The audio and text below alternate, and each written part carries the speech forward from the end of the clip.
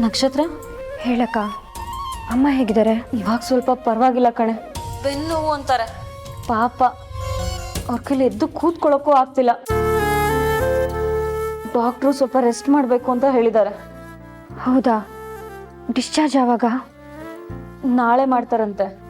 ಪಾಪ ಅಕ್ಕ, ಅಮ್ಮ ಇನ್ನೂ ಎಷ್ಟು ದಿನ ಒದ್ದಾಡಬೇಕು ಮೊದಲಿನ ಥರ ಆಗೋಕೆ? ರಕ್ತ ಸಂಬಂಧ ಅಂತ ಜನ ಯಾಕೆ ಹಿಂಗೆ ಬಡ್ಕೋತಾರೋ ನನ್ಗೆ ಅರ್ಥನೇ ಆಗ್ತಿಲ್ಲ ನಕ್ಷತ್ರ. ನಮ್ಮಮ್ಮ ನಿನ್ನ ಹೆತ್ತಿಲ್ಲ, ನೀನು ಅವಳ ರಕ್ತ ಹಂಚ್ಕೊಂಡು ಹುಟ್ಟಿಲ್ಲ. ಆದ್ರೂ ಅಮ್ಮ ಅಂದ್ರೆ ಜೀವ ಬಿಡ್ತೀಯ. ನಿನ್ನ ಸ್ವಂತ ತಾಯಿಗಿಂತ ಒಂದು ಕೈ ಹೆಚ್ಚಾಗಿ ಪ್ರೀತಿ ಮಾಡ್ತೀಯ. ಆದ್ರೆ ಇಲ್ಲಿ ನೋಡು, ರಕ್ತ ಹಂಚ್ಕೊಂಡು ಹುಟ್ಟಿದವಳು ತಾಯಿ ಸಾವನ್ನ ಬಯಸ್ತಾ ಇದ್ದಾಳೆ. ನನಗೆ ಆ ಶ್ವೇತನ್ ಮುಖ ನೋಡಿದ್ರೆ ಕತ್ತಿಸ್ಕಿ ಸಾಯಿಸ್ಬೇಕು ಅನ್ಸ್ತಿದೆ. ಆದ್ರೆ ಆಗ್ತಿಲ್ಲ. ಇಷ್ಟ ದಿನ ಅವಳು ದುರಹಂಕಾರ ನೋಡಿ ನನಗ್ ಕೋಪ ಬಂದ್ರು. ಪಾಪ ನನ್ನ ತಂಗಿ ಅಲ್ವಾ, ಅವಳನ್ನ ದೂರ ಮಾಡಬಾರ್ದು ಅಂತ ಮನ್ಸಲ್ಲಿತ್ತು. ಆದ್ರೆ ಈಗ ಅದೆಲ್ಲ ಸತ್ತು ಹೋಗ್ತಿದೆ ನಕ್ಷತ್ರ. ನನಗೆ ತಂಗಿ ಅಂತ ಏನಾದ್ರೂ ಇದ್ರೆ ಅದು ನೀನೊಬ್ಳು ಮಾತ್ರ. ಈ ಜನ್ಮದಲ್ಲಿ ನಾನು ಅವಳನ್ನ ತಂಗಿ ಅಂತ ಒಪ್ಕೊಳ್ಳಲ್ಲ. ಅವಳಿಗೆ ಯಾವತ್ತು ನಮ್ಮನ್ನ ಸಾಯಿಸ್ಬೇಕು ಅಂತ ಅನ್ಕೊಂಡ್ಲು, ಅವತ್ತೆ ಅವಳು ನನ್ನ ಪಾಲ್ಗೂ ಸತ್ತೋದ್ಲು. ನನ್ಗೆ ಅವಳು ಬೇಡ.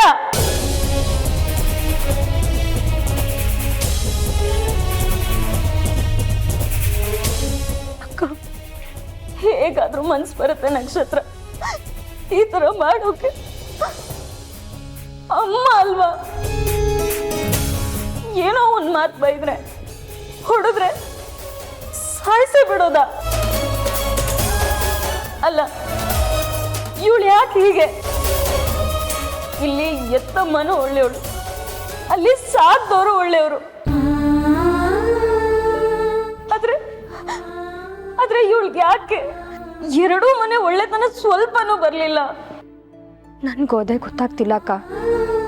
ಅವಳ ಮನಸ್ಸಲ್ಲಿ ಬರೀ ಕ್ರೌರ್ಯ, ದ್ವೇಷ, ಸೇಡು, ದುಡ್ಡಿನ ಆಸೆ ಬಿಟ್ರೆ ಬೇರೆ ಏನೂ ಇಲ್ಲ ಅಕ್ಕ.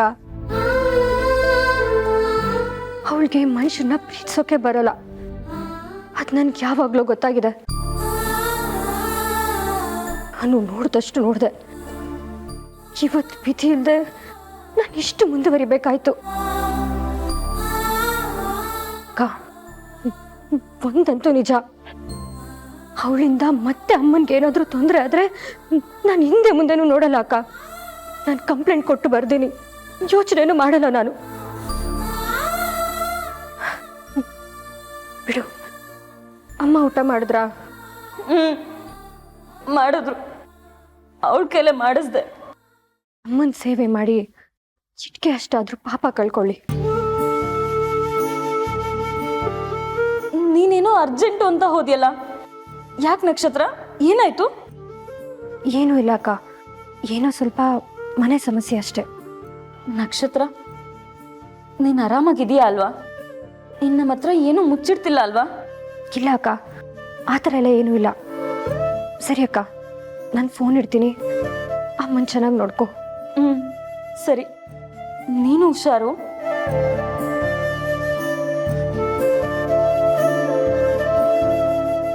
ಯಾಕೀಗಾಗ್ತಿದೆ? ಒಂದು ಕಡೆ ಅಮ್ಮ, ಇನ್ನೊಂದು ಕಡೆ ಭೂಪತಿ. ದೇವ್ರೆ, ಇಬ್ರು ಆದಷ್ಟು ಬೇಗ ಹುಷಾರಾಗ್ಲಿ.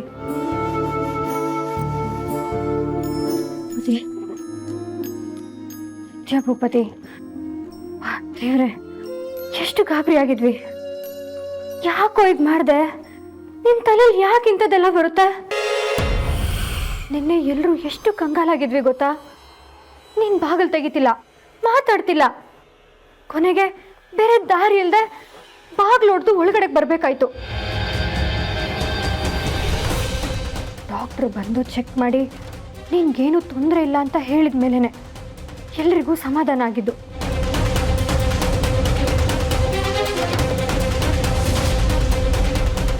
ಇದು ಬರೀ ಟೈಮ್ ನೋಡೋ ವಾಚ್ ಅಲ್ಲ ನಕ್ಷತ್ರ, ಇದರಲ್ಲಿ ಫೋಟೋಸ್ ನೋಡಬಹುದು, ಕಾಲ್ ರಿಸೀವ್ ಮಾಡಬಹುದು, ಮೆಸೇಜಸ್ ಓದಬಹುದು. ಅಷ್ಟೇ ಅಲ್ಲ, ಪಲ್ಸ್ ರೇಟು, ಹಾರ್ಟ್ ರೇಟು, ನಾವ್ ಎಷ್ಟು ದೂರ ಹೋಗಿದೀವಿ, ಎಷ್ಟು ದೂರದಿಂದ ಬಂದಿದೀವಿ, ಎಲ್ಲಿಗೆ ಹೋಗಿದೀವಿ, ಎಲ್ಲಿಗೆ ಬಂದಿದೀವಿ ಎಲ್ಲಾನು ಗೊತ್ತಾಗುತ್ತೆ. ಹೋಗ್ಲಿ ಬಿಡು, ಇವಾಗ ಹೇಗಿದ್ಯಾ? ತಲೆ ಬೇರೆ ಆಗ್ತಿದ್ಯಾ? ನನ್ನ ವಾಚಲ್ಲಿ ಇವಾಗ ವಾಚ್ ಯಾಕೆ? ನನ್ನ ಪ್ರಶ್ನೆಗೆ ಉತ್ತರ ಕೊಡು. ನೀನ್ ಆರಾಮಾಗಿದ್ಯಾ ತಾನೆ? ನನ್ನ ವಾಚಲ್ಲಿ ನಕ್ಷತ್ರ ಅಲ್ಲೇ ಡ್ರಾಯರಲ್ಲಿದೆ. ನೀನ್ ಆರಾಮಾಗಿ ನಿದ್ದೆ ಮಾಡ್ಲಿ ಅಂತ ನಾನೇ ಬಿಚ್ಚಿಟ್ಟಿದ್ದು. ಅದ್ಯಾಕೀಗ? ನೀನ್ 50,000 ರೂಪಾಯಿ ವಾಚ್ನ ಯಾರು ಕಿತ್ಕೊಂಡೋಗಲ್ಲ ಮರೆಯ. ನಾನು ಇಷ್ಟು ಸೀರಿಯಸ್ ಆಗಿ ಕೇಳ್ತಿದ್ದೀನಿ. ನೀನ್ ವಾಚ್ ಅಂತಿದ್ಯಲ್ಲ.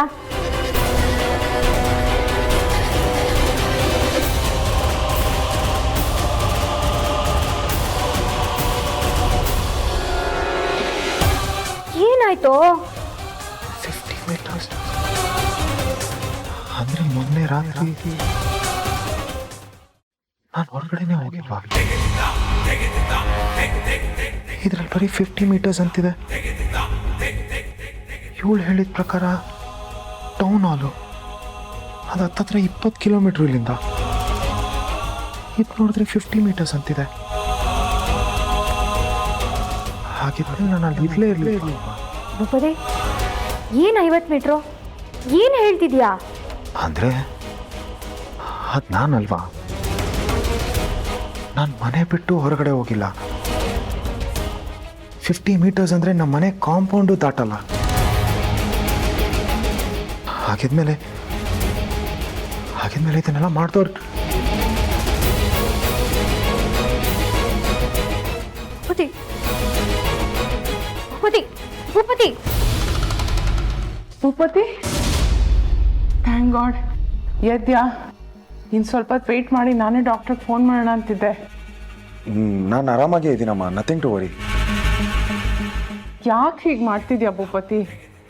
ಇಂಥ ಡಿಸಿಷನ್ಸ್ ಎಲ್ಲ ತಗೊಳ್ಳೋ ಮೊದಲು ನಿನ್ಗೆ ಅಮ್ಮ ನೆನಪಿಗೆ ಬರಲ್ವಾ? I was dead scared. ಮೊದಲು ಅರೆಸ್ಟ್ ಆಗ್ತೀನಿ ಹಿಂದೆ, ಆಮೇಲೆ ಮೂರ್ಛೆ ತಪ್ಪಿದ್ದೆ. ನನ್ನ ಪರಿಸ್ಥಿತಿ ಬಗ್ಗೆ ಒಂದ್ಸತಿನಾದ್ರೂ ಯೋಚನೆ ಮಾಡಿದ್ಯಾ? ಇದೆಲ್ಲ ತಡ್ಕೊಳ್ಳೋ ವಯಸ್ಸು ಅಲ್ವೋ ನಂದು, ಕಷ್ಟ ಆಗುತ್ತೆ. ರಿಯಲಿ ಸಾರಿ ಅಮ್ಮ. ನನಗೆ ನಿನ್ನೆ ಏನಾಗಿತ್ತೋ ನನಗೆ ಗೊತ್ತಿಲ್ಲ. ಬಟ್ ಅಮ್ಮ, ಒಂದೇ ಒಂದು ನಿಮಿಷ ಅಮ್ಮ, ನಾನು ಬಂದು ಮಾತಾಡ್ತೀನಿ. ನನ್ಗೇನೋ ಒಂದು ಗೊತ್ತಾಗಿದೆ, ಅದನ್ನ ನೋಡ್ಲೇಬೇಕು ನಾನು. ಮತ್ತೆ ಏನ್ ಮಾಡಕ್ ಹೊರಟಿದ್ಯಾ ಭೂಪತಿ? ಹೇಳ್ತೀನಮ್ಮ. ಭೂಪತಿ, ಹೇಳ್ಬಿಟ್ಟು ಹೋಗು.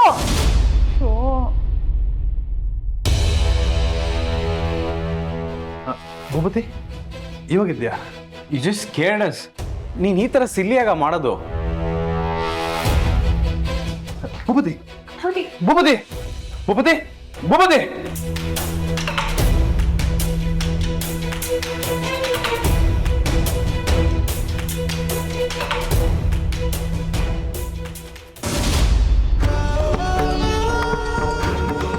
ಎಲ್ಲ ನಿನ್ಗೆ ಹೇಳ್ಬೇಕಾ? ಕಣ್ ಕಾಣಿಸಲ್ವಾ? ಬಂದು ಸಹಾಯ ಮಾಡು. ಅವಳ ಕೈಲೇಲಾಗುತ್ತೆ, ನಾನು ಮಾಡ್ತೀನಿ. ಇಟ್ಕೊಳಮ್ಮ. ಯಾಕೆ?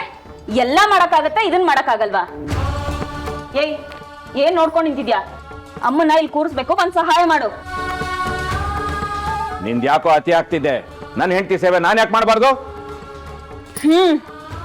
ಇಷ್ಟು ವರ್ಷ ಅದೆಷ್ಟು ಚೆನ್ನಾಗಿ ಸೇವೆ ಮಾಡಿದಿರಾ ಅಂತ ನಾನು ನೋಡಿದ್ದೀನಿ. ಪಾಪ, ಇನ್ಮೇಲೆ ನಿಮ್ ಮಗಳು ಸ್ವಲ್ಪ ಮಾಡ್ಲಿ ಬಿಡಿ. ಅಷ್ಟಕ್ಕೂ ಮಾತಾಗಿರೋದೇನು? ಅಮ್ಮ ಹುಷಾರಾಗೋವರೆಗೂ ಮುಂದೆ ನಿಂತು ಶ್ವೇತಾನೆ ಎಲ್ಲ ಮಾಡ್ಬೇಕು ಅಂತ. ಇಲ್ಲ ಅಂದ್ರೆ ಗೊತ್ತು ತಾನೆ.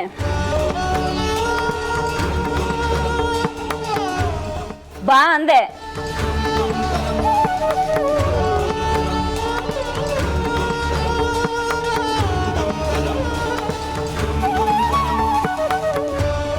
ನಿಧಾನ. ಅಯ್ಯೋ ನಿಧಾನ, ಮೊದಲೇ ಸೊಂಟ ನೋವು ಅಂತಿದ್ದಾರೆ.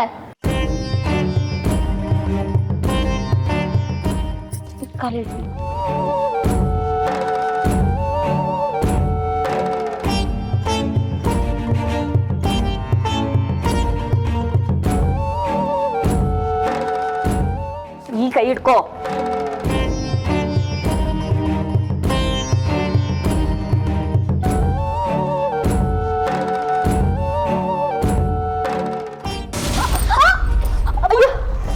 ಅಯ್ಯೋ ಅಮ್ಮ, ನೋವಾಯ್ತಮ್ಮ? ಗೊತ್ತಾಗ್ಲಿಲ್ಲ. ನೀವಲ್ಲ ಅಕ್ಕ, ಇವ್ರು ಕುಕ್ಕಿದ್ದು. ನೀವು ಕರೆಕ್ಟ್ ಆಗೇ ಕೂರ್ಸುದ್ರಿ. ಏನ್ ಅವಳನ್ನ ಹಂಗ್ ಗುರಾಯಿಸ್ತಾ ಇದ್ಯಾ? ಕರ್ಕೊಂಡ್ ನಡಿ, ಅಲ್ಲಿ ಗಾಡಿ ಇದೆ. ಮೊದ್ಲು ಅದನ್ನ ಸರಿ ಮಾಡು.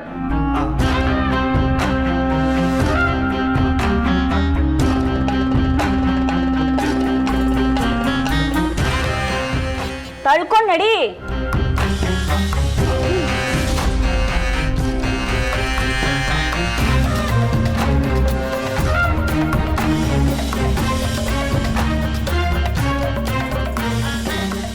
ಅಯ್ಯೋ ಪಾಪ, ಇಲ್ಲಾದ್ರೆ ನರ್ಸಿದ್ರು, ಎಲ್ಲ ಕೆಲಸನೂ ಅವರೇ ಮಾಡ್ತಿದ್ರು. ಆದ್ರೆ ಮನೆಗೆ ಹೋದ್ಮೇಲೆ ಎಲ್ಲ ನೀವೇ ಮಾಡಬೇಕು.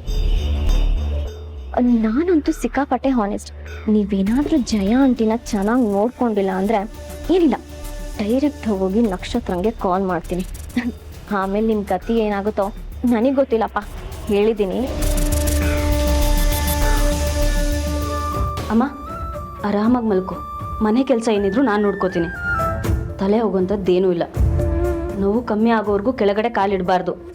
ನಿನ್ಗೆ ಇನ್ನೂ ಬೇಕು ಅನ್ಸಿದ್ರೆ ಮನೆ ಒಳಗಡೆನೆ ಬೆಳಗ್ಗೆ ಸಂಜೆ 4 ಹೆಜ್ಜೆ ಓಡಾಡು ಅಷ್ಟೇ. ಅದ್ ಬಿಟ್ರೆ ಅಳ್ಳಾಡ್ಬಾರ್ದು. ಹ್ಞೂ ಆಂಟಿ, ಮನೆ ಕೆಲಸನ ದೊಡ್ಡ ಮಗ್ಳು ನೋಡ್ಕೊಂತಾಳೆ, ನಿಮ್ಮನ್ನ ಚಿಕ್ಕ ಮಗ್ಳು ನೋಡ್ಕೊಂತಾಳೆ.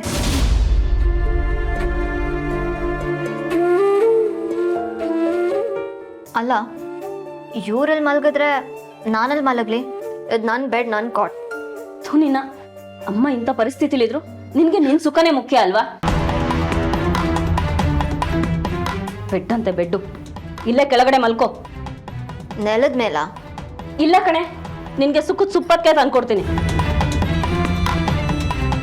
ನೋಡು, ಇಲ್ಲೇ ಅಮ್ಮನ ಪಕ್ಕ ಕೆಳಗಡೆ ಮಲ್ಕೋಬೇಕು. ಅಮ್ಮ ಮಧ್ಯರಾತ್ರಿ ಏನಾದ್ರೂ ಬಚ್ಚಲ್ಗೆ ಹೋಗ್ತೀನಿ ಅಂದ್ರೆ ಕರ್ಕೊಂಡು ಹೋಗಿ ಬರ್ಬೇಕು. ಬಾಯರ್ಕೆ ಅಂದ್ರೆ ನೀರು ಕೊಡ್ಬೇಕು. ಕೈಕಾಲು ನೋವು ಅಂತ ಏನಾದ್ರು ಅಂದ್ರೆ ಎದ್ದು ಮಸಾಜ್ ಮಾಡಬೇಕು. ನೀನ್ ಮಾಡಿರೋ ಕರ್ಮಕ್ಕೆ ಇದೇ ಸರಿಯಾದ ಶಿಕ್ಷೆ.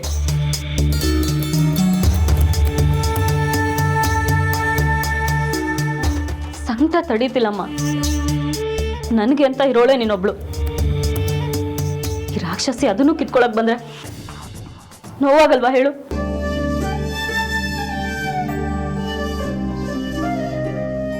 ಅಲ್ಬೇಡಿ ಅಕ್ಕ, ಯಾವುದನ್ನು ಮರಿಬೇಕೋ ಅದನ್ನ ಮತ್ತೆ ಮತ್ತೆ ಮಾತಾಡ್ತಿದ್ರೆ ಏನು ಪ್ರಯೋಜನ? ಆಂಟಿ ಫೀಲ್ ಮಾಡ್ಕೊತಾರೆ, ಬಿಟ್ಬಿಡಿ. ಅದು ನಿಜ. ಮಾಡ್ದವ್ರ ಪಾಪ ಆಡ್ದವ್ರ ಬಾಯ್ಲಿ ಅಂದಂಗೆ. ಅದ್ರ ಬಗ್ಗೆ ಮಾತ್ಬೇಡ. ಅಮ್ಮ, ಏನಾದರೂ ತಿಂತೀಯಾ? ಬೇಡ ಪುಟ್ಟ, ಹಸುವಾಗ್ತಿಲ್ಲ. ಗಂಜಿ ಕುಡಿಯಮ್ಮ, ಗಂಜಿ ಮಾಡ್ಕೊಂಡು ಬರ್ತೀನಿ. ಮಲಗಿರೋ ಕಡೆನೇ ಮಲಗಿರ್ತೀನಿ, ಹೇಗೆ ಜೀರ್ಣ ಆಗತ್ತೆ ಹೇಳು? ಆಂಟಿ, ಅದನ್ನೆಲ್ಲ ತಿಂದ್ರೆ ತಾನೇ ಬೇಗ ವಾಸಿ ಆಗೋದು. ಗಂಜಿ ಮಾಡ್ಕೊಂಡು ಬರ್ತೀನಿ, ನೀನು ಸುಮ್ಮನೆ ಇರು. ಅಕ್ಕ, ಒಂದ್ ನಿಮಿಷ, ನೀವ್ ಯಾಕೆ ಮಾಡ್ತೀರಾ? ಅದನ್ನೆಲ್ಲ ಮಾಡಕ್ಕೆ ಇವ್ರಿದಾರಲ್ಲ, ಆಂಟಿಗೆ ಏನೇನ್ ಕೊಡ್ಬೇಕು ಅಂತ ಡಾಕ್ಟರ್ ಹೇಳಿದಾರಲ್ಲ, ಅದನ್ನೆಲ್ಲ ಇವ್ರ ಕೈಯಲ್ಲ ಮಾಡಿಸಿ. ಇವಳಿಗೆ ನೆಟ್ಟಿಗೆ ಬಿಸಿನೀರು ಕಾಯ್ಸಕ್ಕೆ ಬರಲ್ಲ, ಇನ್ನು ಇವಳ ಕೈಲಿ ಅಡಿಗೆ ಮಾಡಿಸಿ ಅಮ್ಮನಿಗೆ ತಿನ್ನಿಸ್ಬೇಕಾ? ಕಲ್ಸಿ ಅಕ್ಕ. ಅಮ್ಮನ್ ಸೇವೆ ಮಾಡೋದು ಅಂದ್ರೆ ಸುಮ್ನೆ ಅವ್ರ ಪಕ್ಕ ಕುತ್ಕೊಂಡು ಮುಖ ನೋಡೋದ? ಊಟ ತಿಂಡಿಯಿಂದ ಹಿಡಿದು ಎಲ್ಲಾನು ಮಾಡಿಸಿ ಅಂತ ನಕ್ಷತ್ರ ಹೇಳಿದಾಳಲ್ಲ. ಗಂಜಿ ಹೇಗ್ ಮಾಡೋದು ಅಂತ ಹೇಳ್ಕೊಡಿ, ಇಲ್ಲ ಮೊಬೈಲ್ ನೋಡ್ಕೊಂಡಾದ್ರೂ ಮಾಡ್ಲಿ.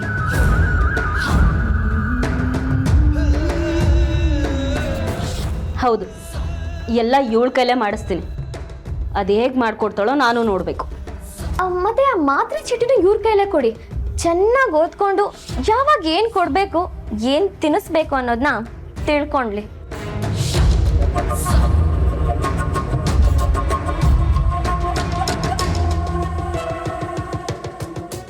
ತಗೋ, ಸರಿಯಾಗಿ ಓದ್ಕೊ. ಯಾವಾಗ ಯಾವ ಮಾತ್ರೆ ಕೊಡಬೇಕು ಅಂತ. ಗಂಜಿ ಕುಡ್ಸಾದ್ಮೇಲೆ ಮಾತ್ರೆ ತಿನ್ಸ್ಬಿಡು. ಭೂಪತಿ, ಏನಾಯ್ತು ಭೂಪತಿ? ಎಲ್ಲೋಗಿದ್ದೆ? ನೀನ್ ಹೇಳಿದ್ದು ಕರೆಕ್ಟು ನಕ್ಷತ್ರ. ಅದ್ ನಾನಲ್ಲ. ಅಂದ್ರೆ ನನ್ಗೆ ಅರ್ಥ ಆಗ್ಲಿಲ್ಲ. ನಿನಗೆ ತೊಂದರೆ ಕೊಡ್ತಿರೋನು ನಾನಲ್ಲ. ಅಲ್ಲ,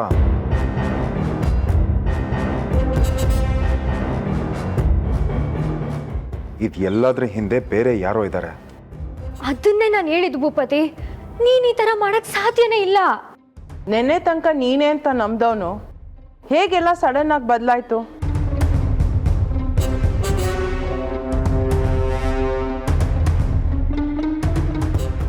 ನಿನ್ಗೇನ್ ಕ್ಲೂ ಸಿಕ್ತು? ನೀನಲ್ಲ ಅಂತ ಹೇಗೆ ಗೊತ್ತಾಯ್ತು? ಈ ಸ್ಮಾರ್ಟ್ ವಾಚ್ ಇಂದಮ್ಮ. ನಕ್ಷತ್ರ ಮಿಸ್ ಆಗಿದ್ದ ನೈಟು ಇದನ್ನ ನಾನು ಕಟ್ಕೊಂಡೇ ಮಲ್ಕೊಂಡಿದ್ದೆ. ಇದನ್ನ ಚೆಕ್ ಮಾಡಿದಾಗ ಇದರಲ್ಲಿ ನಾನು 50 ಮೀಟರ್ಸು ಹೋಗಿಲ್ಲ. 50 ಮೀಟರ್ಸ್ ಇನ್ ದ ಸೆನ್ಸ್ ನಮ್ಮ ಮನೆ ಗೇಟ್ ಇಂದನೂ ಹೊರಗಡೆ ಹೋಗಿಲ್ಲ.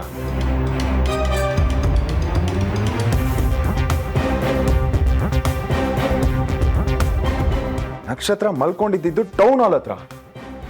That is nearly 20 kilometres away from us. ಹಾಗಿದ್ಮೇಲೆ ಇದನ್ನೆಲ್ಲ ನಾನಲ್ಲ ಅಲ್ವಾ ಮಾಡಿದ್ದು. ಸಾಕಲ್ವಾ ಇಷ್ಟು ಪ್ರೂಫು? ಭೂಪತಿ, ಅದು ನೀನಲ್ಲ ಅಂತ ಗೊತ್ತಾಯ್ತು ಸರಿ, ಆದ್ರೆ ಇನ್ಯಾರು ಅನ್ನೋ ಪ್ರಶ್ನೆ ಹಾಗೆ ಉಳಿದಿದೆ. ಅದಕ್ಕೇನ್ ಮಾಡೋದು? ಅವ್ರು ಯಾರು ಅಂತ ಹೇಗ್ ಕಂಡುಹಿಡಿಯೋದು? ಇವತ್ತಿಂದ ಅದೇ ಕೆಲಸ. ಇಷ್ಟು ದಿನ ಇದನ್ನೆಲ್ಲ ನಾನೇ ಮಾಡಿದ್ದು ಅನ್ನೋ ಗಿಲ್ಟಲ್ಲಿ ನನ್ನ ತಲೆನೇ ಓಡ್ತಾ ಇರ್ಲಿಲ್ಲ. ಹುಚ್ಚ ಆಗೋಗಿದೆ. ಈಗ ಇದನ್ನೆಲ್ಲ ಮಾಡಿದ್ದು ನಾನಲ್ಲ ಅಂತ ನನಗೆ ಗೊತ್ತಾಗಿದೆ. ಇನ್ ಯಾರು ಮಾಡಿದ್ರು, ಅವನು ಯಾರು, ಯಾಕೆ ನಮಗೆ ಈ ತರ ತೊಂದರೆ ಕೊಡ್ತೇನೆ ಅಂತ ಕಂಡುಹಿಡಿಯೋದೇ ಕೆಲಸ.